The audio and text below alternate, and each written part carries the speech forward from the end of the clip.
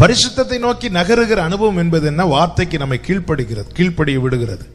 அதுலதான் சிட்சிக்கிறார். அதே தான் தாவீது சொல்லுகிறார், நான் உபத்திரவப்படுவதற்கு முன்னே வழி தப்பி நடந்தேன், இப்பொழுதும் உடைய வசனத்தை காத்து நடக்கிறேன். மோசே மாத்திரம் வரலாம். எனக்கு கேட்கிற அன்பு சகோதர சகோதரி, அத்தனை லட்சம் ஜனங்கள் மத்தியிலிருந்து ஒரு மோசையை மாத்திரம் அழைத்தது போல நாளைக்கு தம்முடைய பரிசுத்தவான்களை கூட்டிக் கொள்ள போகிறார். பிழையற்ற பரிசுத்தவான்களை, பிழையற்ற அந்த பாக்கியத்தை. எனவேதான் யோவான் சொல்றாரு, பிள்ளைகளே நீங்க பாவம் செஞ்சிடாதீங்க, பாவம் செஞ்சிடாதீங்க.